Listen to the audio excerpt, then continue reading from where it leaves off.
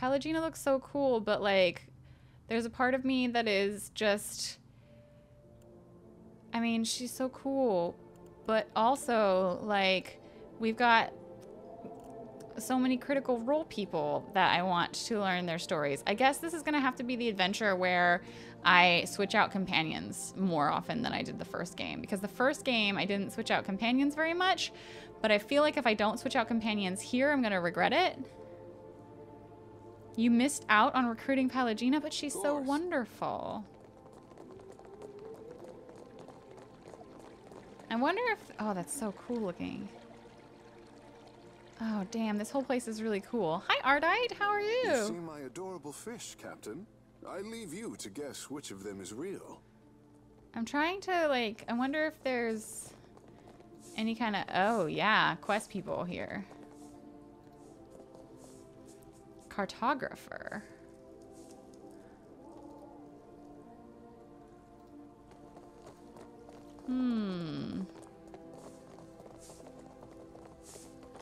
Yeah, I'm just wondering if there's any kind of, like, quest stuff going on in here.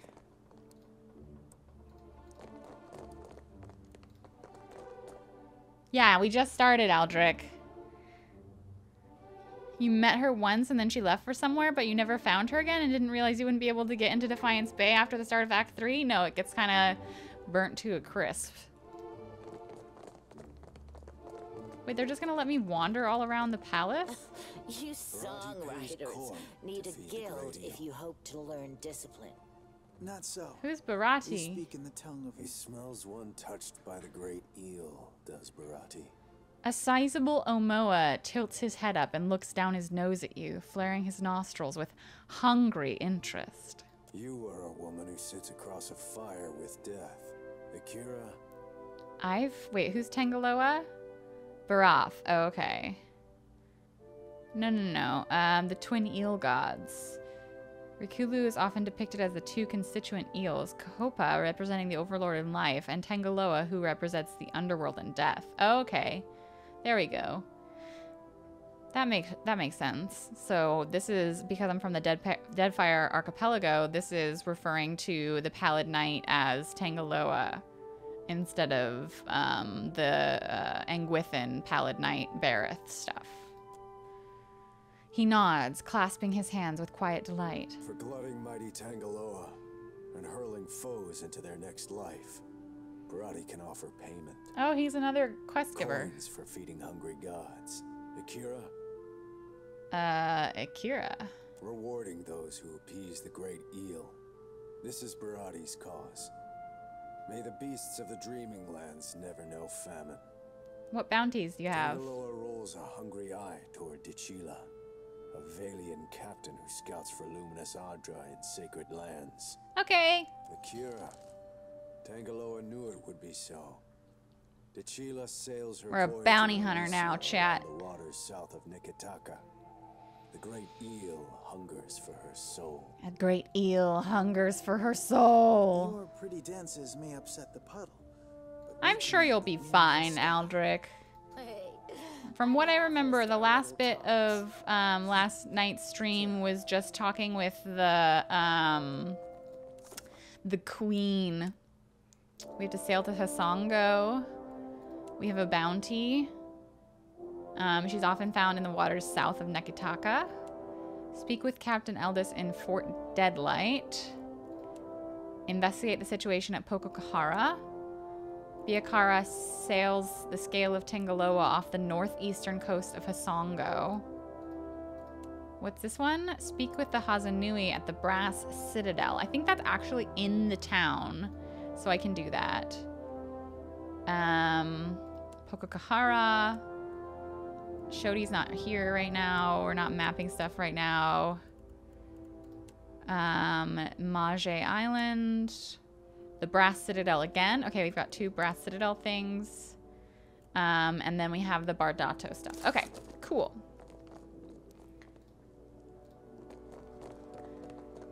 Yeah, Andy, it's so much fun. There's so much lore to, like, wander around in. I spent a lot of time in the bathhouse, so... You meet a tall, brown-haired man dressed in full plate mail. That might not normally catch your eye, but his mail is unusual, colored a deep green and emblazoned with the image of a golden tree. Hand on the pommel of his sword, he watches the crowd go by with keen eyes, relaxed yet fully alert. He narrows his eyes when he spots you. What do you need of me? He looks at you warily, as if he's deciding whether you are a snake that might bite. Well? Tell me about yourself. He's initially hesitant, unsure of your intent. His eyes narrow, he sizes you up, and then nods. Interesting armor you got there. I suppose it is. Are you familiar with the shield bearers of St. Elka? We are a paladin order. Am I familiar with the shield bearers of St. Elka? No, I don't think so. The order began as guards for Elka. Hi, Elf. How are you? A noblewoman emissary of Kulkin, who bartered for peace with the kingdom of Vadir. Oh, a noblewoman of Kulkin. Why don't I get to see what any of these things are? The Order's founders were forbidden to bring weapons to the meeting, and she was attacked. Oh, no. With only their shields to aid them, they fought off her attackers and brought her to safety. Oh, okay. She later died of her wounds, and the shield bearers of St. Elka were born in her memory. I am the son of a disgraced noble family. My Disgraced, father and brothers were executed for treason when I was a boy. Rightfully so, I must add. And my mother, sister, and I were thrown out on the street. Rude. All we had to our names was a trunk full of heirlooms. One of them was this suit of armor, which belonged to my eldest brother. You didn't just sell it? Now I would have endeavor sold to it. live up to its promise and redeem my family's honor. That's the long and short of it, really. Can you teach me what you've learned as a member of the Shield Bearers? Well, you would need to become a shield bearer yourself to really learn it all. But I suppose I can teach you a thing or two as we stand here. The privilege will run you 3,000 copper, however. I don't have 3,000 copper because I'm poor. As you like. Okay, well, that guy's there. So now we know that that guy's there. Ado, Watcher. Clearly you are an interesting woman to know. Oh, I remember her. She was in the conversation with the queen. Okay, let's just GTFO.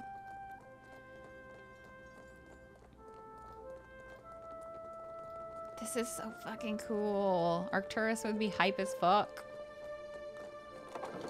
I always introduce myself as disgraced. Because you spend it on a bath and a spyglass and you don't steal everything not nailed down. Okay, you know, I'm trying to not just be a PC, right? Takano's estate and Lady Epiro's estate. Do I need to know them? Do I need the fuck? Takano and Lady Epiro? Who day? I don't know. There's so many quests. There's so much shit to do on this stupid fucking island. I don't even know, man. I don't even know. Hi, I'm Hildy, but from the tone of my voice and my sincere words, you should know that I'm actually a good person. Okay. She spent all of her money on a bath. Surely a better option than a lifelong skill set. I hear judgment. I'm hearing some fucking judgment right now.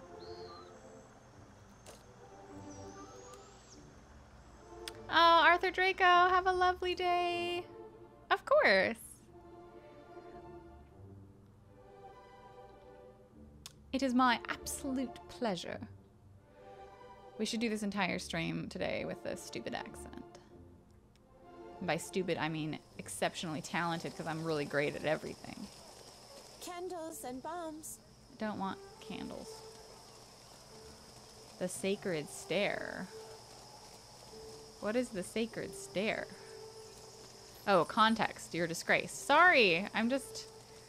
You know, I forget things 10 seconds after they happen. Oh my god, there's a cat. Fucking get the cat. Absolutely. Cat. Posy. What are you? +1 to all fire keyworded power levels. While Posy is following you, your fire abilities are stronger and your party gains a reflex bonus. I love the cats. I love the pets so much. They're literally my favorite thing about this entire game. Nope, romances. I'm sorry. Everything is my favorite. You find a man of Aw, Hildy, thank you so much for the biddies. You find a man of middle years inspecting a metal tool unlike any you've seen. He has several similarly strange items on his belt, all quite clean and orderly. They look like tools one might use to pull a tooth or shoe a horse, but much more delicate. He wears pristine, cream-colored robes. The muzzle of an arquebus is visible just over his shoulder. His eyes brighten when he notices you.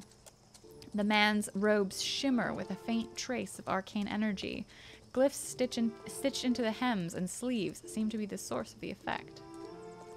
A good day, traveler. I see you've taken an eye to my instruments. Sam. That's Sam. If you've any interest in the medical sciences, you need only ask. Hi, Grognak. How are you? Well then, questions? Tell me about yourself. I'm a researcher in the medical sciences. And before you ask, no, I don't mean animancy. Neither do I mean magic, nor, God's forbid, necromancy. Medicine. You have to specify. Study of the kith body, its inner workings and such. Okay. I've misgivings about magic use. It's useful, I'll grant you that. But it's a crutch. Stunts our scientific development, you understand. Makes me a bit unpopular, as you can no doubt imagine. Which is why I've got this arquebus here. What do you mean by unpopular? A patient of mine died under questionable circumstances. One morning they were fine, and the next they were dead. Someone is trying to discredit my work, I just know it. But they won't succeed. Oh man, I hear a quest. I came here to the archipelago to evade my rival's attempts at sabotage. And there certainly is quite a lot of work in the Deadfire, I must tell you. Can you teach me what you've learned? I've told you of my troubles. What? I suppose it's the least I can do. Settle So in much now. money. I've got a lecture prepared for just this occasion. Of course, it will cost you 3,000 copper. No, you're rude. You're a rude dude. I don't want to give you 3,000 copper. I earned my coppers. The Magranite priest has the build of a boulder. His thick-set frame stretches his fine robes at the seams. He regards you with a steady, calm gaze, nodding in greeting. Be welcome. We gather to honor the goddess. For we must earn the strength to endure the darkest of life's battles.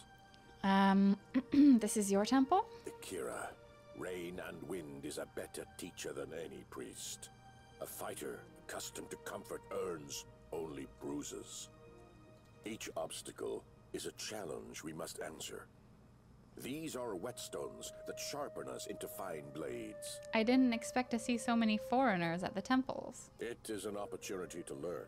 Foreigners? Do we mean like Valians or Adirans or... If we must one day fight one another, such is Margran's will. Or like, I don't know what we mean here. Because isn't this land like, isn't this like native Omoa? The Temple of Berath. Oh, let's fucking go there. Does anyone know if you're always guided by Berath in the game, or if you only chose that deity? I chose Berath, but I know that like Adam in his Pillars of Eternity 1 playthrough chose Hylia, and he was still guided by Berath. So I think that's just the way things are. What? What the fuck, dude? Long incisions along the corpse's stomach and chest provide access to the organs. What? This place is rad. An ailing Omoa priest regards your approach with curiosity. He coughs into his sleeve, stained with a spatter of silvery flecks. Hi, drummer boy. Come closer to the altar. Come inside. The temple welcomes all to worship, most especially you. The priest peers knowingly at the center of your chest, lips curving in an ardent smile. Hands trembling, he touches a length of chain around his neck. I ask only for no talking. Not until we pay our respects to Berath, to Rikuhu. Let us pray. Silent prayer? Where are the songs, I say? Did you God damn it, Takehu, what did he just fucking say? Ugh. I practice extremely silent prayer. Not praying. It works just as well and takes less time. I love it. Again, I ask that you please fall silent for prayer. I'm gonna cross my arms over my chest and watch. Deity of life and death, the endless devourer who encompasses all existence, hear this prayer, this voice chiming. Uh-huh. I beseech you, Cahopa and Tangaloa, to ready this shell for sucking. Purify my soul. Now I want in some preparation oysters. for the coming of the next cycle. Digest all of my devotion. What? Swallow my sorrows, even the smallest swell, so I can be spit on the morrow. Why are there so many eating references? And Rikuhu, Berath, my god and goddess both, the eels that churn in ceaseless cycle, the new and the next, and... I'm not gonna be that much of an asshole. I'm just gonna bow my head. I'm not gonna be that much of an asshole. That seems like a really asshole thing to do. the before that came. Thanks be to Berath's guiding tract. May my messages ring true. Blessed be and jubilations. He presses his hands over the center of his chest, touching the item tucked beneath his shirt. Then, raising his head, he cracks a frail smile. All right. I will address your inquiries best as I can. So ask. So, what was that option about preparing your soul for shucking? End of the turn. I'm nearing it. Been working hard, preparing for weeks. You know, to die. But first, I've got to leave guidance for my apprentice, the next in the cycle. Chosen to lead. You're dying? Been wasting away for months. Can't say it's been easy, dying so soon. I thought about stopping a few times. Why would you want to die soon? Maybe you can see. I'm no death godlike. Berath bestowed not one in my generation with a chime. Wait, what? Not the next, neither. Are death godlike like worshipped by Berath or something? A flawed messenger like me can't open the crypts. So my best chance is to die. That doesn't make... I don't know what's happening. Tell me about the writing. Liturgies. What's happening? Instructions for ritual preparations. When and how. Sermons. Some histories, too. All of this, it's our knowledge has gleaned through centuries of service. Now, I've got to leave it all behind for the next disciple. Impressive altar. What else can this temple boast? Under the temple. Ooh, catacombs. Ah, spooky. Lies an extraordinary maze of catacombs. So I've read. They're the hanging sepulchres. Sepulcher. Burial place for ancient Wana chieftains. The bodies are protected by Berath's best. Ah. Always. Roaming Plus, the way skeletons. sealed by the deity itself. I bet I can get past that. His words catch in his throat and he curves forward in a spine-racking fit, hacking until he's flush-faced. Fumbling a goat-skinned flask to his lips, he drinks until minnow silver liquid dribbles over and slicks his chin. Better. He wheezes, wiping a palm over his chin. The timing's getting tighter. And there is one thing before the end. Something only one touched by Berath can do. What's in that liquid? What did you just consume? Drafts mercurial. That's going to kill you. He shakes his head. Getting my heart cut out's going to kill me Wow! when the time's right. You covet something in the catacombs. The ones you can't access because you lack Berath's chime. That's right. I've got no hope, but you do.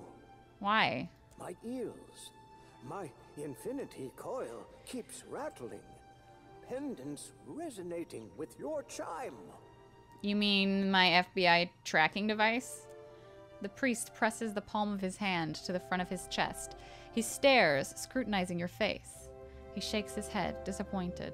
The coil resonates, but it's weak. You could unseal the way, but you'd die inside, I think. Wow. My chance would be lost then. No confidence. Lost with your remains. Not just anyone can escape the hanging sepulchres. Alive. I can handle myself.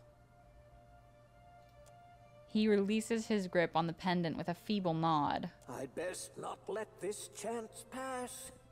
There's a sacred text. The eulogy to Isair. It's been buried in the catacombs beneath the temple for centuries, next to his champions. Why, though? I need it. Of course, the tombs, they only open to the dead, or those bearing Berath's chime. Why do you need this eulogy? It never was added to the tomes, but it holds the final clues for my death. What? Clues? It's my best chance. Death isn't hard, dude. I pray I've done it multiple times. Night to day and night again. Now, here you are, just in time. Means Berath sent you to see to my success. I have some questions about this Yesolar. I'll tell you what I can. What's the story with this guy? He's no Juana, nor a death godlike neither, but he was a high priest of Berath. His hair was a deer, a hunter, chasing the undead 200 years ago. Read somewhere, one tome, he sailed to the Deadfire for a weapon, abhorrent. I want the weapon. Berath. Okay, we're doing this. Said the blade held a power most fearful. The priest's face flushes with fervence. His voice rises in volume as he speaks until his breath catches and he doubles over into a hacking fit. Isair fought hard for it, won the blade, but suffered grievous wounds. Berath kept him alive till he could make it to the temple's catacombs. His champions were the ones who wrote his eulogy. Later, they were buried in the sepulchres too. How do I enter the catacombs? You've got to go outside, on the lower walkway. Doors sealed up tight, though. Priests before me, all death godlikes, could open it. Door requires a coil, resonating with Berath's chime. A coil? But I haven't met a death godlike in my time. They're from the long-forgotten time. Adam's playing a death godlike. They look really creepy. Like, really creepy. They look like the, clickers from The Last of Us. They got carved in even before Little the fungus sprung heads. up. Before there was Nekataka or a queen. They're well guarded, because not all of Berath's dead like the rest in their graves. All right. But there's something you've got to know. More? I guess There's more? I've just got to say. The priest bobs his head. From beneath his shirt, he untucks a stone-carved circlet in the image of an eel. The pendant vibrates on the length of its chain, thrumming harder the closer he holds it to you. You're my best chance. Or only, maybe. Take the coil. It'll open the crypts. Bring me Isair's eulogy, and I'll teach you all I know of Berath's arcana. You mentioned undead in the catacombs? The dead with their souls. I should bring Shodi then. Still, the ones who were She would probably really like that if I brought her to the catacombs. Not everyone's born so blessed. Sometimes, instead, you've got to die for It it. doesn't sound very rad. I'm not into that. I don't want to die for the blessings or whatever. I mean, granted, I've already got them. Worry not. I am good with my hands. All right. Let's get the fuck out of this weird temple. Does every religion in this world relate so closely to life forms? Like death stuff is fungi, swallowing cult dude loves eels. I mean, I think specifically the religions of the Almoa, the religions that are present in the Deadfire archipelago, the Juana, Could I have a moment of your time? Of course, Pelagina. I know someone who works in this tower. An animancer named Giacomo. I'd like to see him if we could. I don't see why not. Agressima. It should not take long. I have not seen him in many years, and I wanted to thank him. Is this a glimmer of sentiment from our Iron Paladin? What, I wonder, could this fellow have done to merit it? Yeah, so I feel like the religions that are present, that the Juana worship, are more focused on like natural objects and creatures than the religions of the Anguithans. Hi Ash, how are you? When I was a girl, he visited me in the academy. He was studying godlike. Studying what was in our souls that made us different from other Keith. He found something in me. Something that resonated like a chime when he held an instrument near me. He said it was like this for all godlike. Different chimes resonating for different types. Sounds familiar. Oh, Diverus? Yes, Have I'm you a had such godlike. test as well? It's something Berath gave me when I was in the Beyond. She scrutinizes you, trying to determine your meaning. After a pause, she nods and continues. In any case, he told me it was what was causing my body to change. I begged him to remove it. Aww. He refused at first, saying it was impossible. When I told him I would kill myself if he Jesus, didn't, Pelagina. he said he would try. It's hard to stand apart, especially when those differences are not easily hidden. I love your feathers. Don't kill yourself. I don't expect you to understand, but I was 12. My body was changing in many ways. Being the only girl, the only godlike girl at the academy, was unbearable. You don't have to justify anything to me, Pelagina. Agressima. She smiles warmly at you. Love me! Giacomo was not able to remove the chime, but he was able to sever it. When it happened, I blacked out. I did not wake for 2 weeks. The Brotherhood ejected him from the academy for ruining their pet godlike. They assumed I would die. I did not. Over time, I lost most of my feathers. The shape of my nose changed. It was not enough to make me fully Galbandra, but it was enough to keep me from wanting to die. Jeez, Pelagina, you ripped my heart out, why don't ya? When I looked in a mirror, what I saw was not a godlike. Not something to be paraded around. It was me. Finally, me. She's totally a trans character, Ash. Wow. I love her. Now I'm gonna flirt with her. I'm gonna flirt with her 100%. We're gonna make sweet, sweet love. You're beautiful. Pelagina's head leans back and she observes you with a mix of annoyance and confusion. God damn it! I did not ask for your opinion. Aw, fuck. Apologies, but I do not want you to have the wrong idea. I respect you, Watcher. Why does no one love me? In the Deerwood, we were companions. For better or worse, that relationship worked. I want this to work too. Okay, I'll stop flirting with you. Per Blanca, respect me and my vocation. I do. Anyway, now you understand why Giacomo is important to me. Why does no one love me? If we can speak to him inside the tower, I would be grateful. Okay. What's up? Come on. Give me some info. Pelagina, why do you hate me? She dislikes and distrusts the gods and organized religions and appreciates criticism of them. She's a paladin. She's pro-animancy. She's dutiful. She's dislikes reverence for or admiration of godlike. She dislikes religious reverie and piety. She's pro-Valiant Republics, and she's doesn't like racism. Well, I mean, obviously, who does like racism? And she doesn't like anybody. There is romance. There's romance in the game. They added it. But okay, well, we'll have to keep trying. We'll have to be nice to her until she opens up to the fact that maybe love is a possibility.